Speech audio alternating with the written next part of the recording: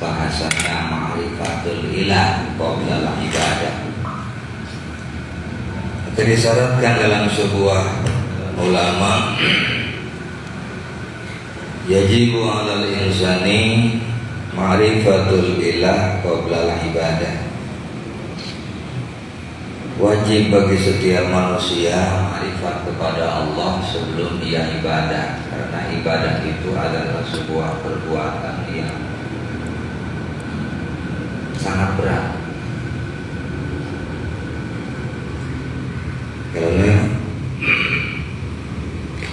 Kalau kerjaan ada gaji, kalau kuli ada upah.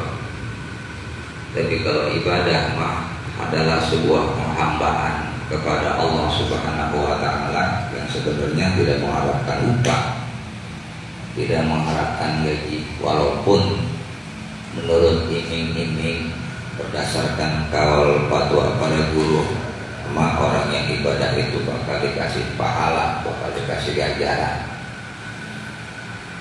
Tapi hamba yang sejati itu melaksanakan kewajiban ibadah kepada Allah itu tidak mengacu karena pahala atau karena ganjaran, karena memang kewajiban.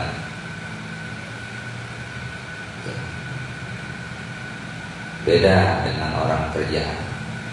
Bapak Marjuki bin Atta, oh saya Pak. Oh, girakan Marjuki. Wah, surga di Bali. Orang di Payon.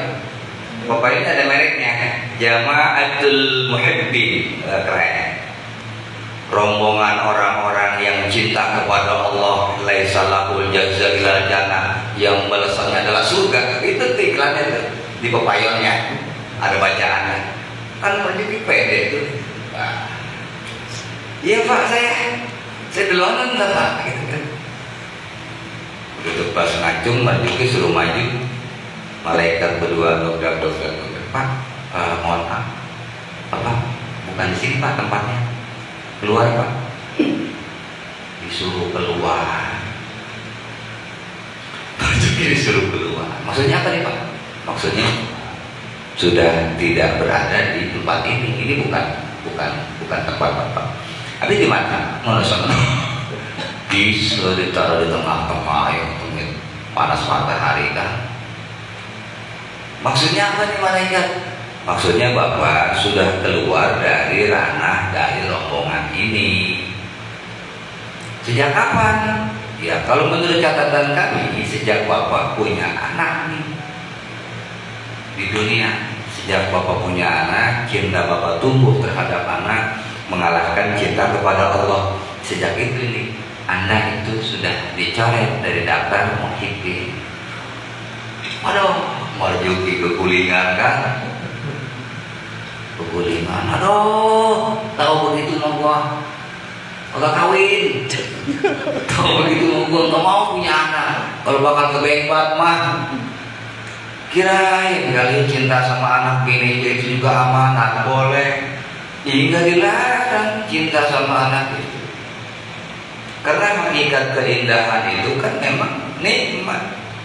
Siti ya keindahan yang tampak oleh mata itulah perhiasan. Boleh kita bersenang-senang, boleh. Tapi jangan sampai mengalahkan kecintaan, kesenangan kita terhadap ibadah dan Allah kepada Rasulnya. Itu maksudnya. Sedemen-demennya kita nyari duit, jangan sampai mengalahkan demennya kita kumpul di musola. Sedemen-demennya kita itu dalam suasana gemah ripah, bubar hibur, jangan sampai kita lebih mengalahkan pikiran kita tentang kubur gitu maksudnya. Jadi la tulhikum amwalukum wala auladukum an dzikrillah. Bukan enggak boleh. Kesenangan itu memang untuk dinikmati. Tapi ada batasan-batasan, jangan sampai melewati kaidah-kaidah yang di situ akan mengurangi nilai kecintaan kepada Allah dan Rasulnya. Maka oleh karenanya dengan terpaksa Anda keluar dari rombongan muhibbin. Jujung telan. Aduh, atau begini mah. Ampun ya Allah, tobat ya Allah, udahlah ya Allah. Saya mau kalau begini mah mendingan diambil tuh anak lah, super lah. Udah saya mau punya anak umpamanya ya. Rupanya Marjuki cuma mimpi. Rupanya. Begitu pas ceritanya dia mendosen karena orang pada cerita di rumah. Masya Allah, innalillahi turjiun. Dijeritan Marjuki di rumah si Marjuki. Marjuki kaget kan dari tidur, dasar mengimpinya serem tadi. Ngimpinya dia diusir dari rombongan menghimpin. Begitu bangun orang pada teriak di rumah, ngejerit-jerit. Marjuki kucek-kucek, ada apa mbok? Kenapa ini rame-rame pada ngejerit-jerit? Marjuki anak belum jatuh dari tangga meninggal. Alhamdulillah. Spontan Marjuki bilang alhamdulillah ya Allah, alhamdulillah. Orang yang ngejerit pada melongo semuanya. Si Marjuki gila. Anaknya mati alhamdulillah. Orang warojiun. Rupanya si Marjuki begitu pas dari mimpi minta kepada Allah, saya nggak mau lah jadi orang yang cinta dunia, cinta anak, cinta bini, cinta keluarga, mengalahkan cinta kepada mereka terhadap cinta kepada Allah. Mendingan ambil ya Allah anak saya. Rupanya di Bogor, anaknya keperawatan naik ke tiang listrik. Bisa orang ke tiang listrik. Tewas, cepet. Begitu menjadi innalillahi alhamdulillah. Itu makanya disebut al-junun, disebut ulama gila. Al-junun, bukan maka disebut Syekh Majnun, disebutnya ulama itu. Dikatakan orang gila, nggak normal, anak mati, bersyukur anak mati. Nah ini banyak nih contohnya orang-orang yang sufi itu. Dengan musibah itu senang banget. Bukan soal musibahnya, tapi dampak dibalik sebuah musibah itu ada dampaknya. Kalau kita kan ngeliat di joget, hilang duit, oh segitu-gitunya, hilang duit, wes, segitu-gitunya itu juga buat beli kopi dari pagi belum ngopi. Insyaallah hilang bisa. Insyaallah. Kita makan musibah ngeliat joget. Tapi padahal di balik musibah Allah kasih itu, di balik musibah yang Allah berikan itu, ada pesan moral.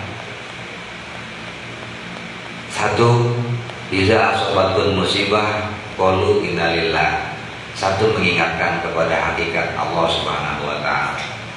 Biar kita ingat kepada Allah dengan musibah itu. Yang kedua, kata Rasulullah, tanda-tanda Allah mulai cinta kepada hamba, tanda-tanda Allah mulai sayang kepada hamba manusia, Allah sering ngasih musibah.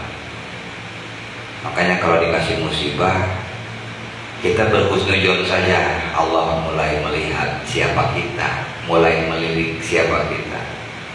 Karena hakikat musibah itu terbagi menjadi 3 bagian.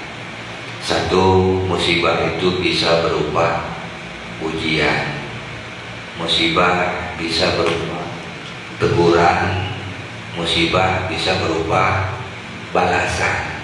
Jadi orang kalau dapat musibah di dunia itu lihat dari 3 hal itu. Perasaan kerja seminggu-seminggu, tapi pas hasilnya ini kebeli motor diambil maling. Kan musibah itu. Kita lihat nih kira-kira ini musibah ini maknanya ujian kah, teguran kah?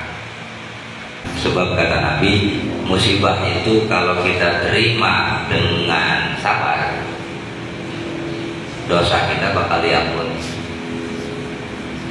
Kita kena musibah, kita sabar, udah pasrahkan kepada Allah, ikhlaskan kepada Allah. Itu dosa kita bakal diampuni. Jadi ada harga yang dikurangi dari dosa kita. Kalau kita ridho dengan musibah, ridho jasa itu senang ya. Pak, kemarin katanya hilang ini ya. Iya, alhamdulillah sih hilang. Ih, kamu ini senang ya saya? Hilang. Daripada punya ribet, udah hilang. Ridho jasa. Nah, kalau orang itu ridho dengan musibah, kata Nabi, faqodistofa, maka Allah akan memilih orang itu menjadi kekasihnya. Kelas wali itu. Makanya ciri-ciri orang yang bakal jadi wali itu yang ridho dengan musibah. Tapi ridho pada jadi wali. Jangan ntar lagi jadi wali murid.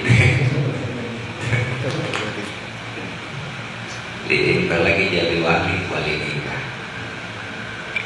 Itu yang pertama, cinta kepada Allah dan Rasulnya tidak terkalahkan dengan yang lainnya. Yang kedua adalah ciri-ciri orang yang bakal bisa merasakan manisnya iman, ayyuhibbal mar'u la yuhibbuhu illa lillah. Mencintai terhadap seseorang tidak cinta karena hawa nafsu, kecuali cintanya karena Allah. Tuh. Makanya Nabi menikahi beberapa perempuan yang semuanya itu setelahnya adalah cuma Fatimah, cuma Aisyah aja yang menurut riwayat itu adalah tiga perawan, seringnya adalah janda. Itu bukan karena syahwat, bukan karena rasa kemauan hawa nafsu, tapi di sini semata-mata cintanya karena Allah. Gitu.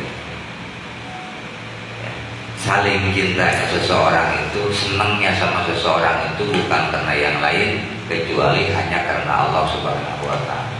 Sebenarnya mah kalau ngikutin emosi masa mau kita berteman dia. Orang ini ngeyel biasa nyapein nurut sepin, tapi kelebihannya dia itu konsekuen dalam ibadah, dan ini yang gue senang. Semata-mata gue berteman sama dia karena Allah, bukan karena hawa nafsu, bukan karena yang lain.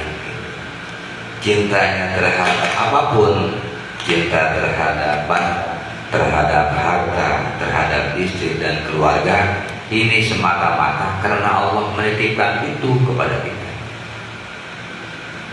Sayang sama kerjaan, sayang.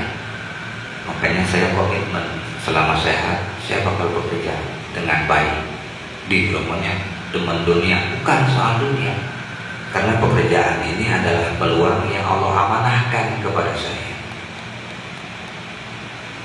Setiap orang punya potensi melakukan apapun, tapi kalau bukan angle, nggak ada yang bertahan. Mungkin ini udah angle saya, udah amanah yang diberikan kepada saya, maka saya cinta pekerjaan saya ini bukan karena cinta kerja dan uangnya, tapi ini cinta karena amanah Allah rahasianya.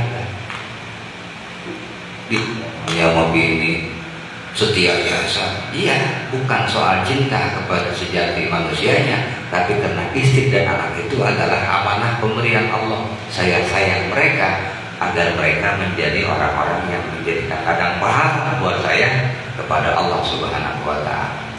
Makanya kadang-kadang orang ini nggak ragu-ragu nyentil kuping anak, nyabet pantat anak, ngeplek tangan istri untuk mengingatkan, untuk menyadarkan.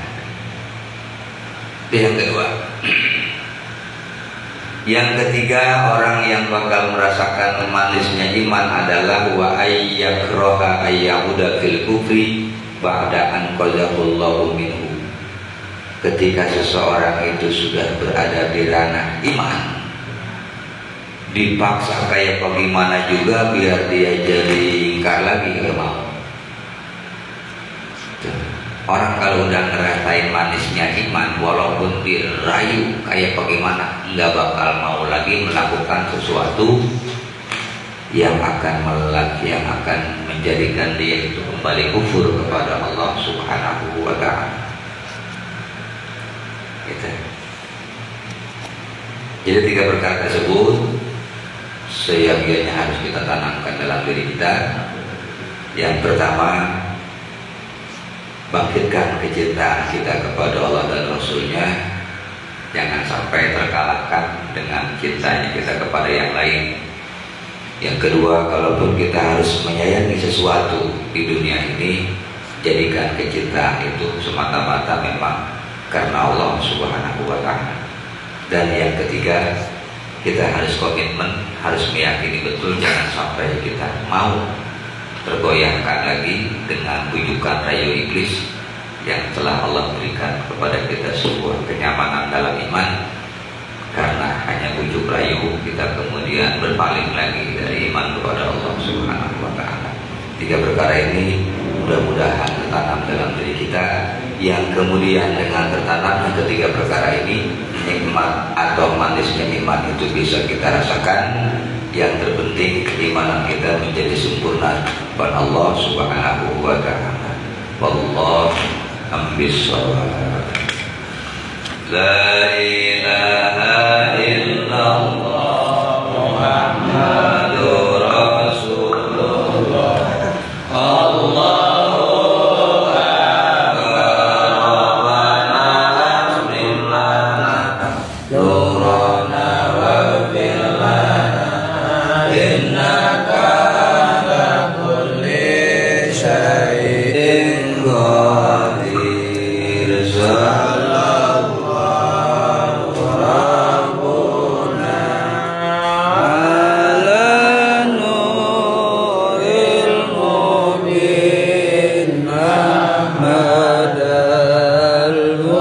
Mustafa